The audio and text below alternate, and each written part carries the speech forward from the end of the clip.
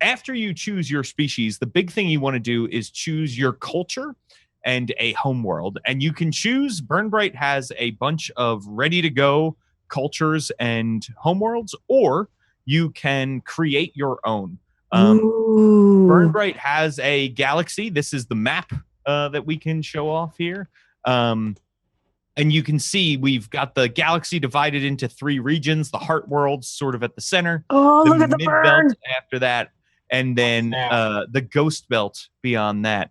And then the burn we see there encroaching. Now, a lot of people have brought up to me, like, shouldn't the burn, since space is 3-dimensional, shouldn't it encompass on all sides? And it's like, yes, it should.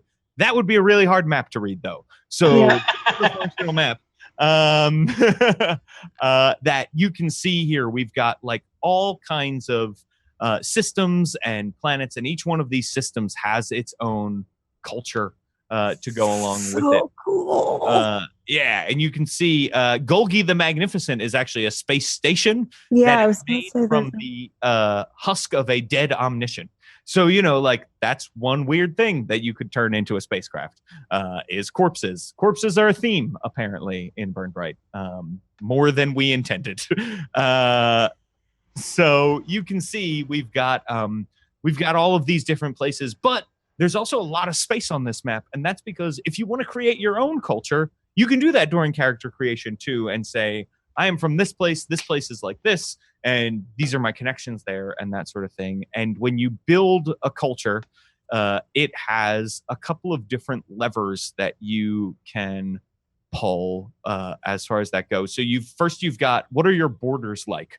Do you have open borders? Do you have selective borders? Do you have closed isolationist borders? And what you pick determines what skills you get. So Bryte is a skill-based game. You have 18 skills, and this determines the die size you use. The bigger the die size you have in your skills, the better. So all of your skills start with a D4, and then you can bring those skills up. So everybody should have a character sheet here with the 18 skills already on it. So on your character sheet, you've got 6 mental, 6 physical, 6 social that you can see. And you can say, okay, now based on my culture, I've decided I want isolationist borders, that I come from. My story is going to be about coming from a culture that has very closed borders. And that means you get to increase the die size of one of your physical skills up to a D12, which is the best they can be, one of your mental skills to a D10, and then any skill you want to a D8, and any other to a D6. And they all have different qualifications like that are in the Bryte compendium, or in the case of all of the players here in the packet that I sent to you as well, under building a culture and what that looks like. You also pick the diversity of your culture, right? So was your culture inclusive? Did you have at least 2 different species living and working together in equal capacity and getting along and that sort of thing? If you do, you get a special ability and 2 Nova abilities for your species, and a little extra cash to spend on your starting equipment. There's also homogenous, which is like, we were just pretty much one species in this culture, and then there was partitioned, which is like, there were a lot of species there, but everybody more or less kept to themselves and lived in different areas. And then you also have your economic status, which determines how much you start with as far as your starting argent, which we'll get to in a second. And if you come from a wealthy culture, you get tons of argent. But if you come from an intermediate or poorer culture, you don't get as much argent, but you might get something else. You might get a skill boost. You might get an extra special ability from your species. And that is, in Bryte, because it's a game of scarce resources, money is just as important sometimes as abilities, because your equipment is going to break. You are going to use up things, and there will always be something better you can check out. You need money to repair your spaceship and that sort of thing. So it's not a game like D&D where once you buy that full plate, you're pretty much done spending gold in D&D, right?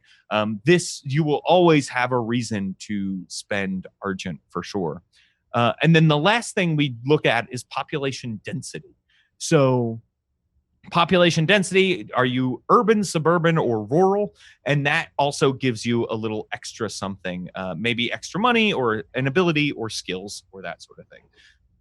So that's how building your culture goes. Each of our pre-made cultures already has that going with it. So if you were a driftling from their home planet of Ardone, you would have open borders, a homogenous diversity. Economically, it is a poorer culture, and it is rurally dense, meaning not very dense, right? It's sort of like, your farm is a mile away from the other person's farm. So that is what we're looking at. Otherwise you would end up becoming your neighbor, right? Right. That makes sense. Howdy, neighbor. Oh no. So that's one thing that as you're going through creating your characters, you're going to want to look at. The other aspect of your character, in addition to culture and species. I'm sorry, do you all have any questions about culture before I just keep moving on? This is so much, but like I'm just taking it in personally. Yeah. Yes, also. There doesn't seem to be a pre-gen for the glean. Oh, there's not, but we Okay. No worries. Yeah, it's all good. The pre-gens are there for people to use if they want to, because Glean are one of the not available to everyone yet. Species. Would you rather I play something else? No, not at all. Okay. You can absolutely play Glean, and I can either create a pre-gen or we can make it together, PB. Yeah, okay, yeah, no worries. I don't see a Driftlings pre-gen either, actually. They're also one of the exclusive species. So again, this is something. Go us, Alex.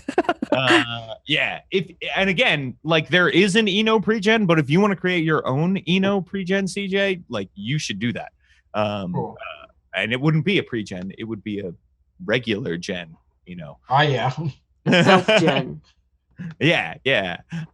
So this is all information that like you can either use to build your character here and now or in your downtime, or let me know what you're thinking and I don't mind assembling it. Like that's this would be it's very fun for me to build characters in Burn Bryte, and so I don't mind doing that. So that's a big part of it, that you can, like I said, feel free to like check that out and build as you will.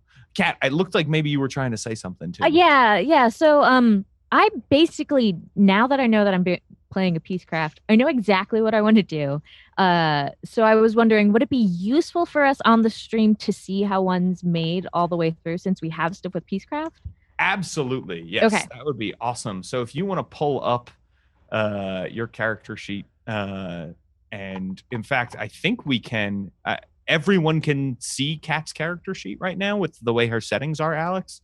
I don't know if you want to bring up her character sheet. I think she has to click show to players because she's a GM. So if you go ahead and there it is. There we go. And now we can follow along. So I'm not seeing anything in bio and info or there's nothing there. Yeah, and so that's not there yet. But if you click character sheet, the character sheet tab, that should take you to like okay. Character sheet. Yeah. So the bio and info is for you to put in anything about your backstory that you want me to know, that sort of thing. When you click edit, you'll be able to do that up in the top right. You're able to put that in. Yeah. So I only see the bio and info section. I don't see another tab. Are we supposed to? That's okay. I'll pull up the stream.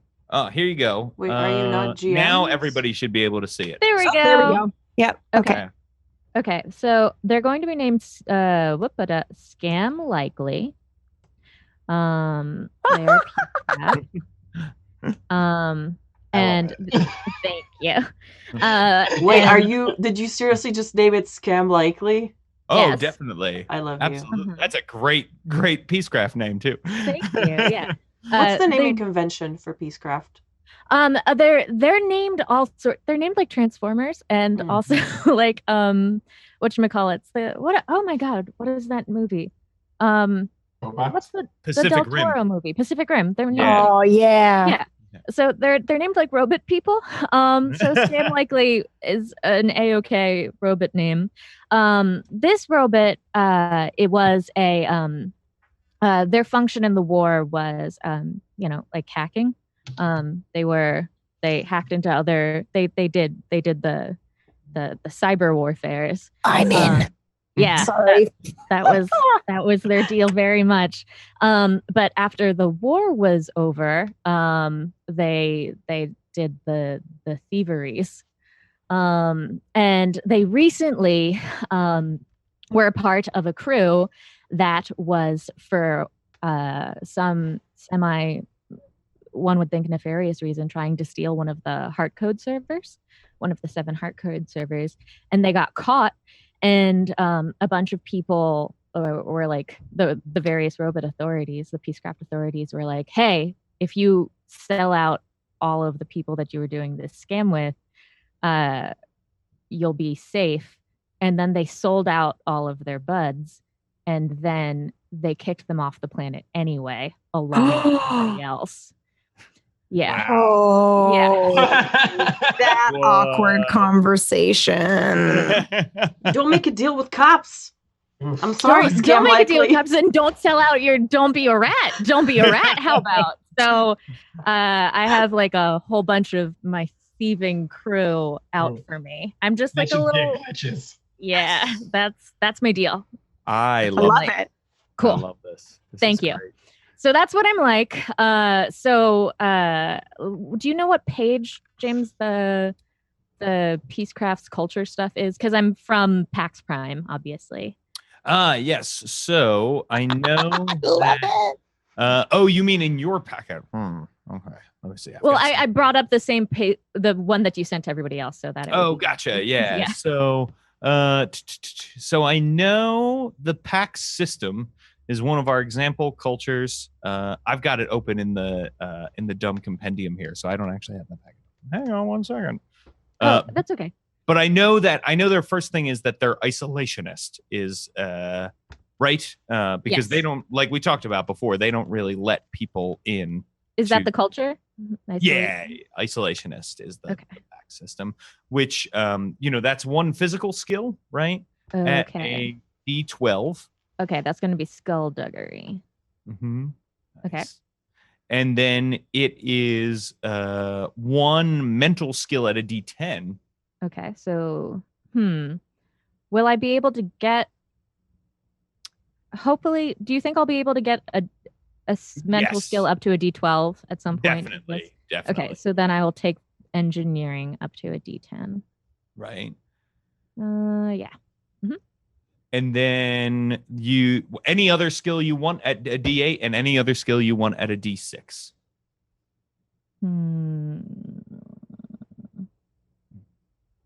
So then I'll take a D8 in perception and a D6 in... I will not be all that great at Suave, but I will try. Excellent.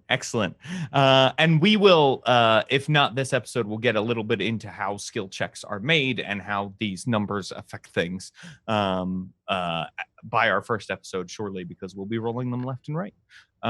So then the next thing that you have on your culture is your diversity. And PAX, again, is pretty homogenous because they're not letting a lot of other species in. So as a homogenous culture, that means you get to pick one species special ability and one Nova ability as well, or 2 Nova abilities as well. Cool. Yeah. So, and those are things, so special abilities are things that you can do, like flight is one for the Peacecraft, right? Peacecraft. Right. Nova abilities are, you generate these things called Nova points through play, and those are like super special. You spend a Nova point to do something really, really awesome when you do that. So I know what Nova ability I want. Are they all loaded? Uh-oh. Is that one in there? Yeah. Which one in there? Oh. Can you hear? Oh, sorry. Did I cut out? I want the one that lets people pilot me. What's that one called? So okay. Wow. I think Cool. yeah, I believe that is called Combine, and I think all of the Peacecraft stuff is in there. Combine. That's the one that you move in and you combine and you turn into armor and that sort of thing. And that's just a special ability. Our powers combined. Oh, that's just a special ability? Yeah, that you can do that anytime. I think the one you might be thinking of where you can like share skills. Yeah, that's the one. Yeah, that is called the something combine. Is that super combine? I made this game. It is called Perfect Combination. Perfect Combination. Mm-hmm. Cool. So, and then there are other cool things like, let's see. So Peacecraft, I'm sorry, I said flying was a special ability, but they can just always do that. That's not like you don't need to take something for that. And then so there's all kinds of other things you could pick as a second Nova ability if you wanted to. Supercharged shield mode, revival tank where you can heal people who are inside of you. There's mega combination where you can combine with up to 4 other allies. I think I'll take the healing because healing's so rare in this game. So I'll heal whoever's inside of me. What's that one called? It's called Revival Tank. Revival Tank. Mm-hmm. And obviously, if some of these decisions change later, that's all good too. Let's see. And this is part of the fun of the playtest is not everything has been integrated into Roll20 yet because things could still change, right? And so we don't want to go through the work of putting everything in just to take it all out and put it back in again. So with some of the things we're working with are the bare minimum. The character sheet, for instance, doesn't have its final look yet, and that's so. Okay. Cool.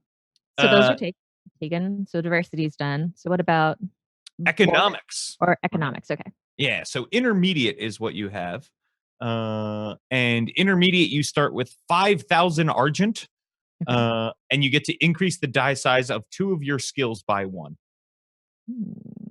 Yeah. So one thing is about Burn Bryte is you need 1 skill of every die size at character creation. So if Kat were to increase, say, engineering to a D12, she would want to then increase her D, she would want to, by the end of character creation, she'll probably have another opportunity to increase skills again, figure out if she can have a D8, a D10, a D12, a D6.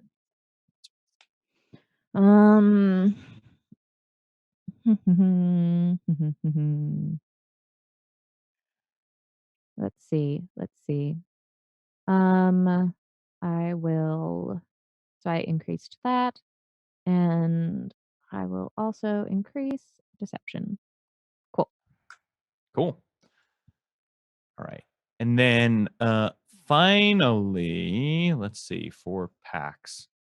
So your population density on packs, we have as urban, I think. Is that right? Yep. Yeah. Okay. Yeah. So urban is going to give you an extra 5,000 argent to buy your starting equipment. Okay. Yeah. So that's where we are right now. So do I have a D4, D6, D8? I don't have a D10 anymore. You don't have a D10. Okay. So that means you might want to bump one of your D12s down to a D10. And then you could put a D6 somewhere else or that sort of thing. Do I have to?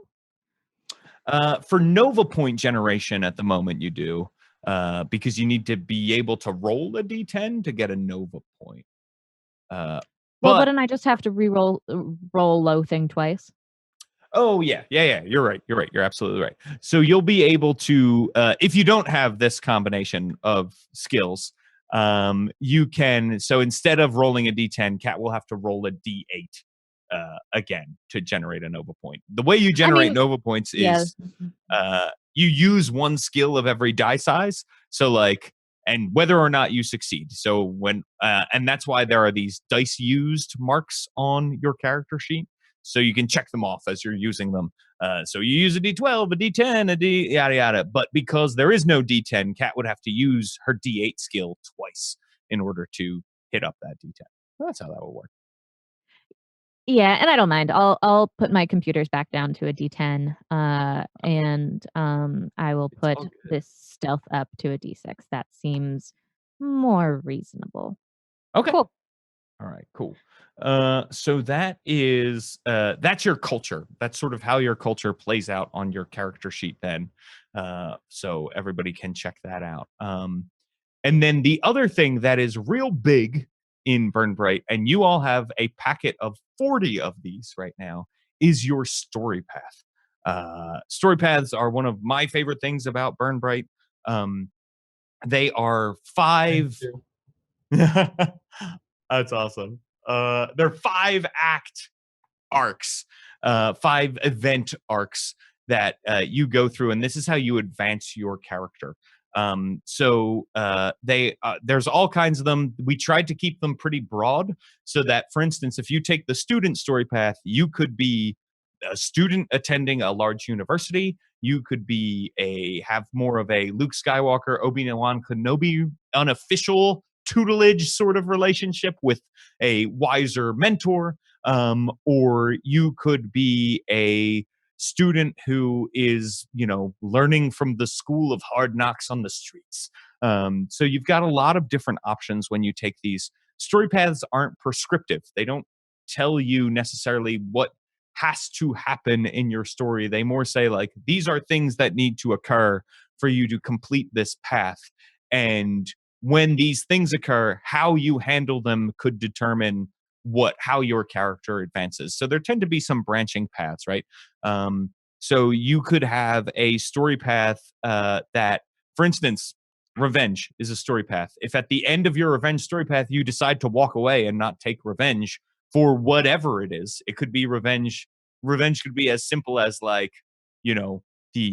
you killed my family and I'm coming back for you. Or it could be like Mean Girls and prepare to die. Yeah, exactly. It could be like Mean Girls, right? And somebody looked at you wrong in the lunchroom and now you're going to get revenge on them. So whether or not you choose to take revenge affects how your character advances. So there's 40 of those. And you can see on the character sheet that you can add a full story path. Now, again, not all of these are in Roll20 at the moment, because they're not all part of the public playtest for pro subscribers, but you have them all in front of you in case there's something you want to use. So like student is one of the ones I mentioned.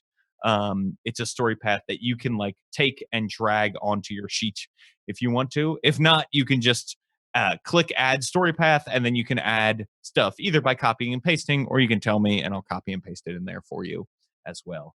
So you want to take a look at that because story paths determine sort of the personal journey your character is on and help the GM plan the game, right? It's a way of me checking in with you every few sessions to say, okay, what do you want to do now? What's the story you want to tell with your character, right? So I know if somebody takes a story path like create masterpiece, they have a character who's interested in creating some piece of art, be it a recipe, be it a song, be it an actual painting, be it some sort of weird technology trash sculpture, that sort of thing. So story paths are huge to that, and they also help me set up a session, right? I look at your story paths and I say, okay, this is what we're looking to accomplish. Now, depending on how many players you have and how long your sessions are, you can figure things out that way. So, I am anticipating for this that we'll probably achieve 2 story path goals. So, like 2 characters will get a story path event knocked out every session. That's what we're looking at. Maybe some sessions it'll be 3 and 1 in another, or that sort of thing. It all depends on the stories that we're telling and how much we get to and how much fun we're having. And those all tie into our main story as well. Kat, is there anything else you want to say about story paths? No, I think that's it at the moment. That you laid out that it's like 5 progression things that makes them up. Yeah. So yeah, 5 events. And what those do is they give you like a skill boost, or they let you take another special ability from your species, or most story classes also have a special ability you can only get by playing that story path. And in a longer game of Burn Bryte, people take on multiple story paths. So you'll finish one and then you can start another. And there's no prerequisites for them. That's so cool. Yeah, and like you could take revenge, for instance, and then you could take revenge again right away if you want to, if you have something. Yeah. Exactly. I guess that's a good question. How many do you think we're doing in this? So like, I don't plan out multiple things if we're only going to do one. I think for this, because we're doing this for 10 episodes after this, we'll probably only get to 1 story path each, unless we do a sequel series, which right, exactly. Season 2, we will do. We'll be able to pick it up. But for now, I would say plan on for this game, we'll each only have 1 story path that we will likely complete. That's one reason behind the 10 episode structure, actually. Cool. So yeah. So hopefully that helps flesh things out. So then the other thing we'll do is you're going to use your argent that you get from your culture to buy equipment. Teacher, I think Alex has a question. Oh, yes, Alex. I'm sorry. I was totally going to do that.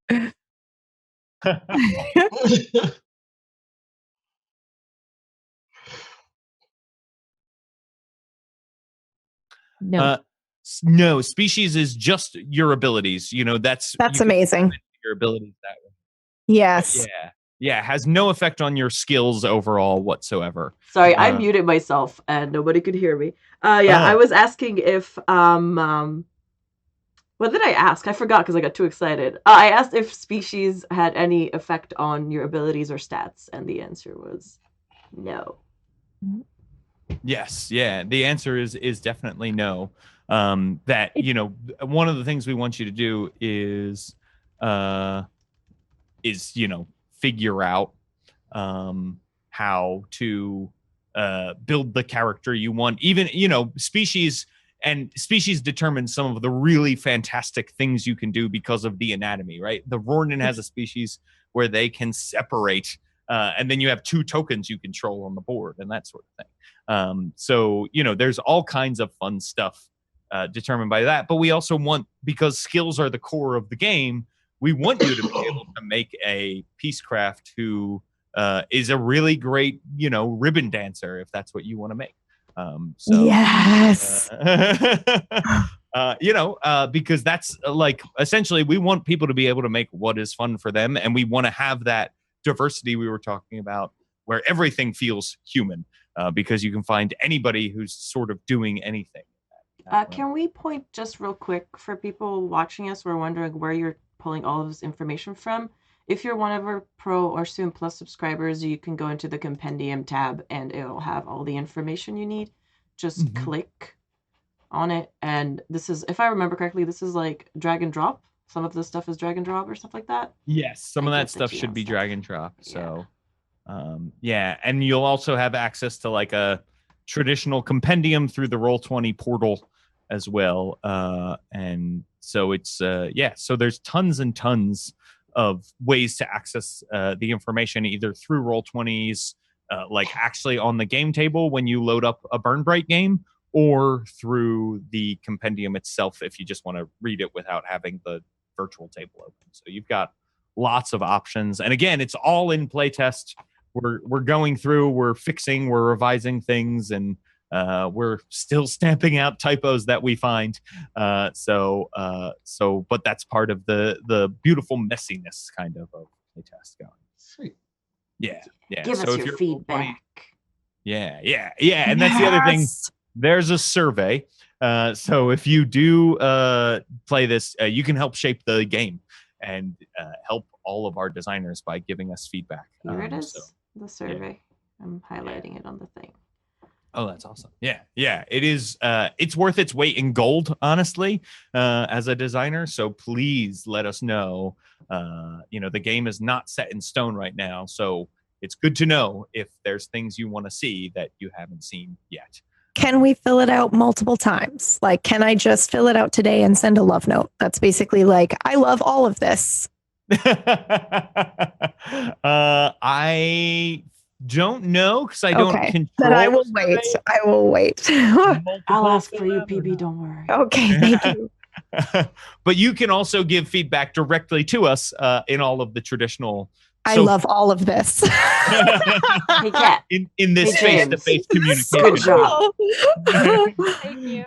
This is freaking rad. I am so excited to play. I am so excited. So, Kat, do you have a story path that you think you're going to pick for Scam likely? Hell yeah, I'm going to do On the Run. Yes. That's an awesome story path. And great for many, many reasons. So Scam will be On the Run. And then the other thing we'll do is we'll spend Argent on equipment. Now, the only thing I have to say is there's a huge equipment list. You can buy shield generators. You can buy weapons. You can buy night vision. Well, they're not called night vision goggles, but they're goggles that let you see in the dark. You can buy quick bandages, which are like, bandages you slap over a wound and keep going. And so those are some of the things. Get into slicer kits and smart slabs, which are basically different sized iPads and iPhones that you can get for your character and that sort of thing. There's all kinds of fun equipment. What about cooking equipment? There is definitely cooking equipment. Everything from baking supplies and cook's utensils and that sort of thing to molecular gastronomy tools. Yes. Can we team up? Yes. I was just thinking that. You can use my science equipment to cook, and I will be fascinated by the art. I was going to suggest, like, in one. Do eat? I don't know. Do they eat? That's Would you put so your little tendrils in my food? They have mouths. They do at the bottom. Yeah. Oh, I am going to be so fascinated by the idea of food. Yes. Can we have one session that's just a Burn Bryte version of like the Great British Baking Show where we're all? Well, my character is going to be an explorer cook. A Christmas special. Oh my gosh, let's have a Christmas special, please. It is my I'm goal in life with to that. be Mel and Sue. So absolutely. I can't believe they took Mel and Sue out. Give me back my beautiful old lesbians. Like they're not even that old, but like I know. It's crazy. Them. It's crazy that they are not in the new the channel. I could go on about the Channel 4 version for days. Yes. God, ridiculous. No Mary Berry either. I can't believe they took out Mary Berry. I was afraid she legit died when I first didn't see her. I'm like, really? Between Paul Hollywood and Mary Berry, you kept Paul Hollywood? So I think the moral is look forward to the Burn Bryte Christmas special with Stell and Moo, and then we'll have a great time. The great burn back off. Thank you, Chad. Exactly. So the other thing that I want to talk about real fast is money. So after you spend your money on starting money, you'll have some left over that we can use to buy stuff for your ship. And we will, I'll be able to walk you through sort of outfitting your ship and how that works very quickly. But then any money you have left over is argent. And argent is this fine silvery dust that is actually a coral reef that you grow in a tank on your ship. Oh my God, Bitcoin. And so that's how investing works. Yeah. You're literally it's actually like bit powder. Thank you. Yeah. And then when you want to use some of it, you break off a piece of this coral reef and grind it into dust, and then you can give it to people. So, it's obviously there so you can, the more you put in, the faster it's, you know, it grows exponentially and that sort of thing.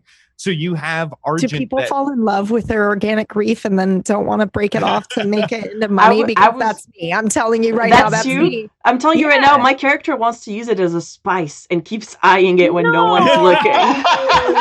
What does it taste like? It's alive! People do keep really pretty tanks of it. Cows are alive. We eat that. Status symbol. What? Yeah. Now I'm sad.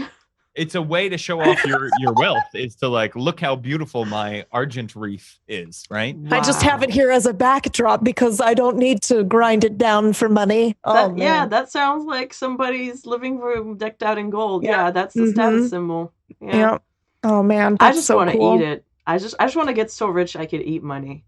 Like it's just like they do have edible gold. No. Now, question. They do actually, but question: were you guys inspired by what's actually happening with the reef when you pulled on this, or when you created the reef? So, part of our themes were largely immigration and environmentalism based. Okay. Sorry to ask you like an interviewee type question, but I was curious. So tell us what you were feeling when you came up with this. Yeah. Yeah, I was gonna say, please. Man. Kat and I could talk about the themes and what has inspired this like a bunch. Okay, the show is canceled. We're just going to talk about about what it means. The themes.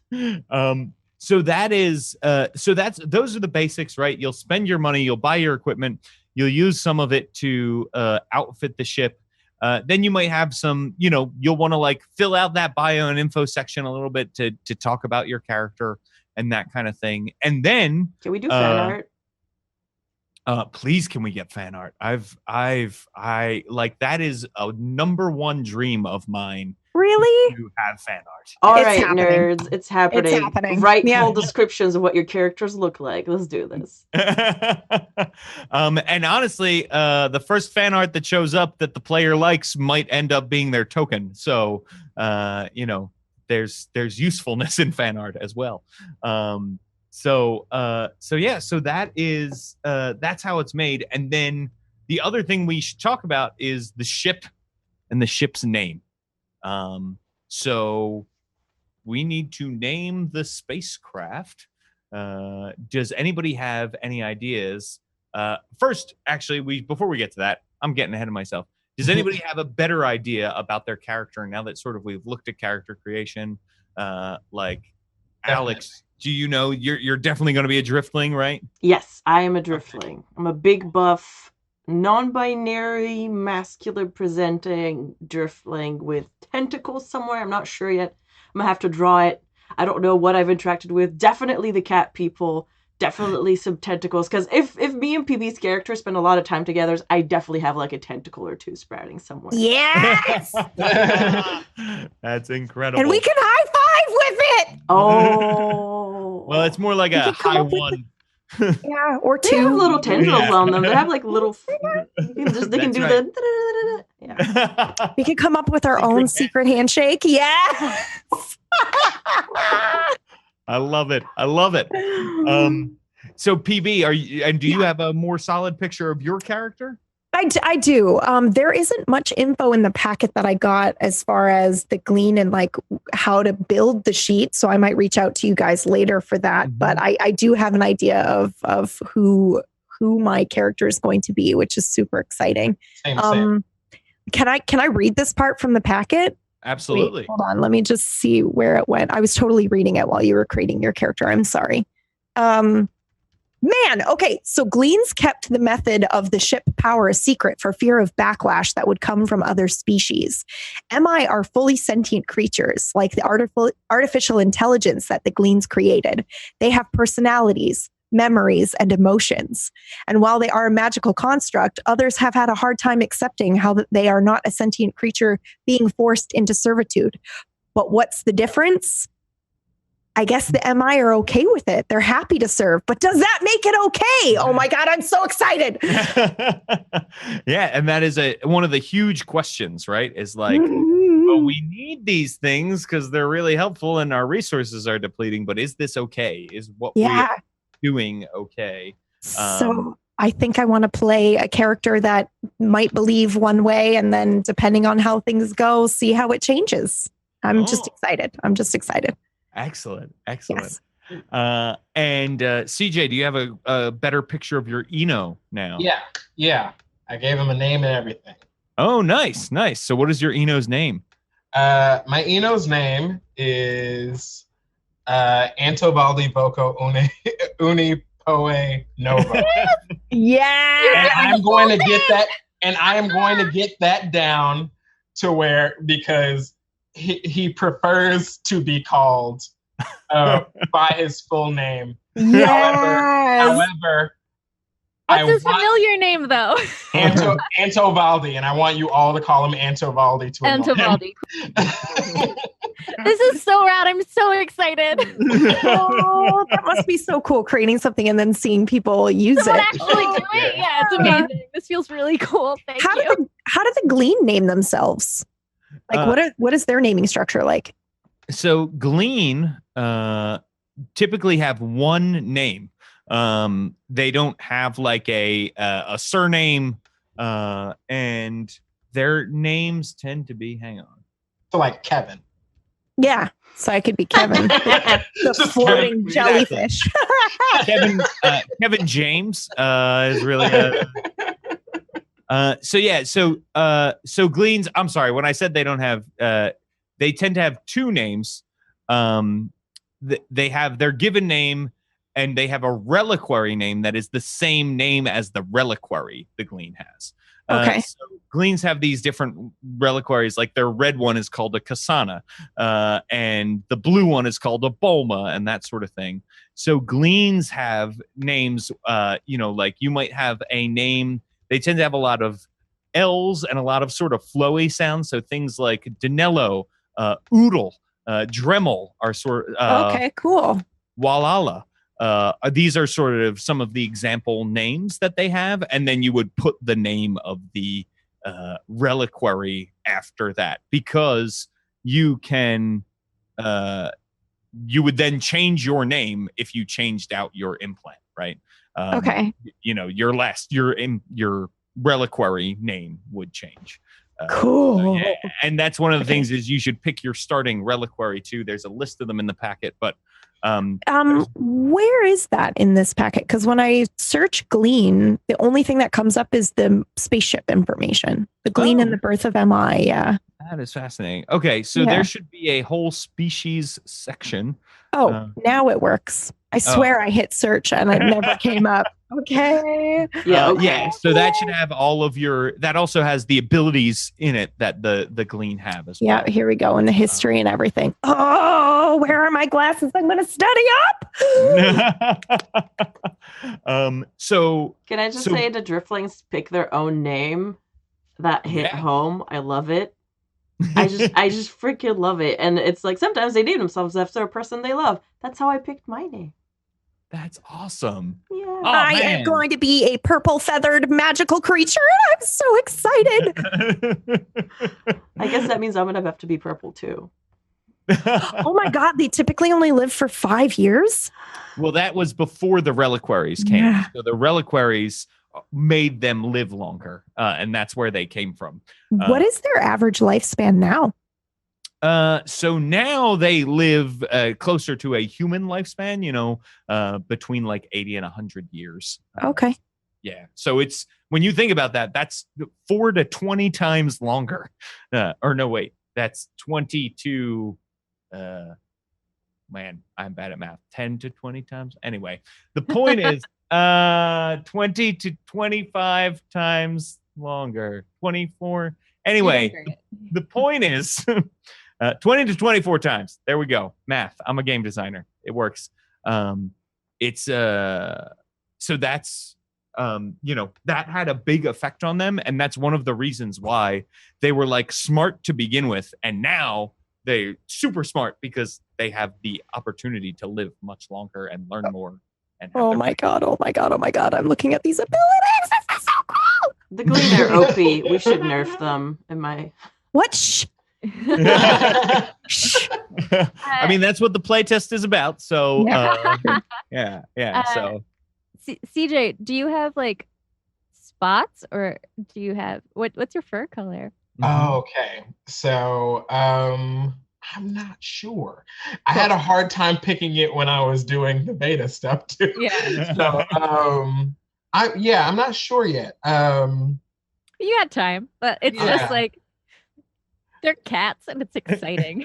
Yeah. I just want to throw this out there that literally right before we started this stream, CJ was telling us that he is not a cat person. Oh no, I hate cats. Allergic to them. Yeah. And this is the closest I'll ever get to one. So I love that we have created a species that not a cat person wants to play, that is literally a cat person. So that is very exciting to me. Yeah. You made them so interesting. He can't help himself. So as we get ready here to sort of sign off and everything, I just want to throw this out there that for the four of you, I am available as you get into fine detailing and crafting your characters this week. We will open up next week with a little exercise to sort of just talk about your first mission together and build those connections, because you are going to start already knowing each other and having already accomplished some things together. So Ooh, cool. We'll start with just sort of like a little Q&A. Hey, tell me about this. How did you save X's life on your last mission? That kind of thing. Okay.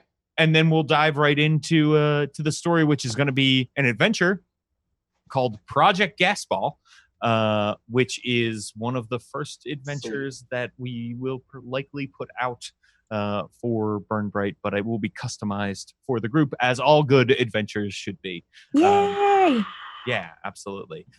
So that is where we are right now with everything. I guess before we go, where can people find you on the internet? The internet, Kat?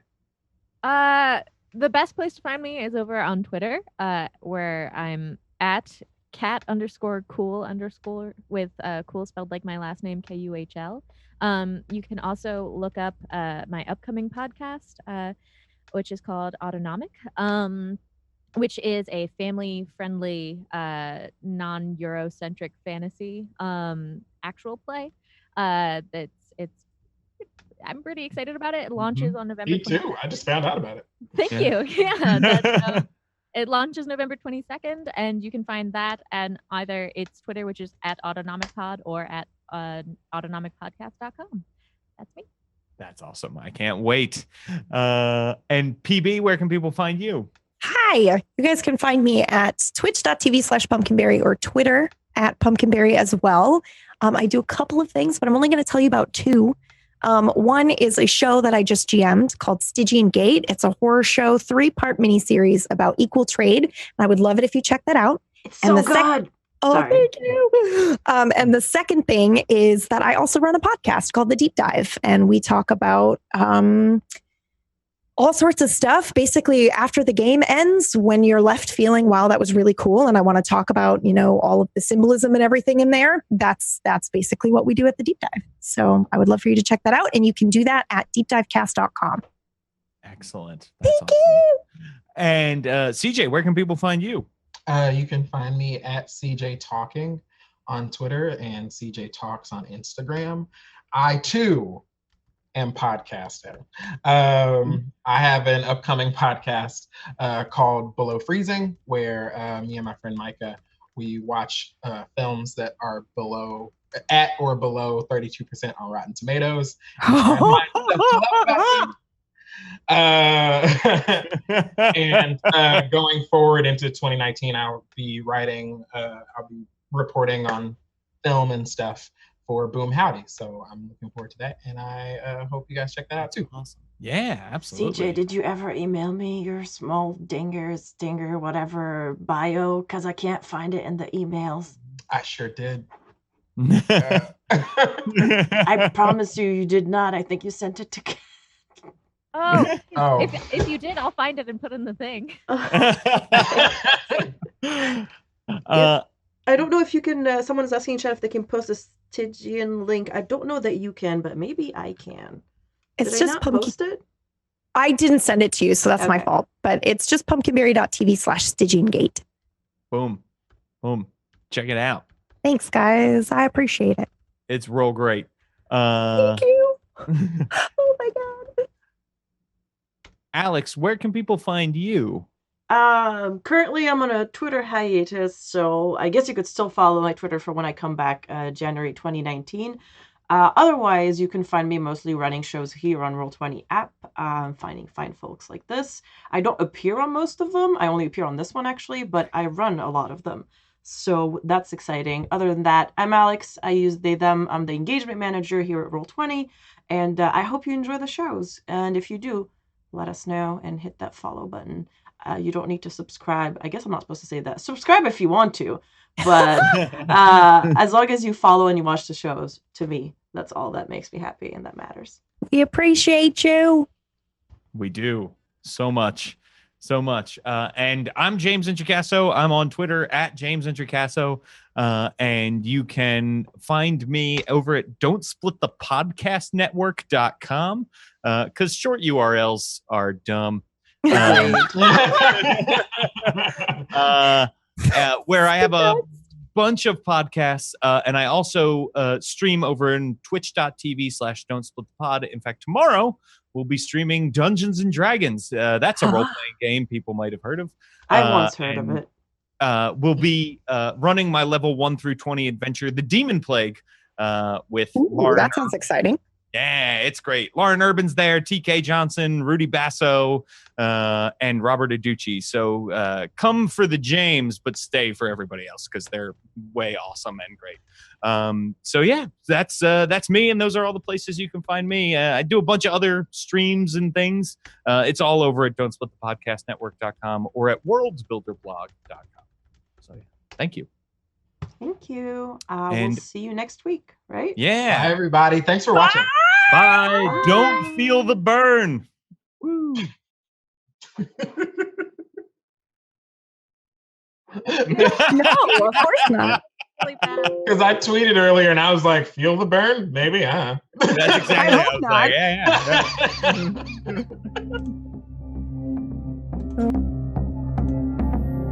Yeah.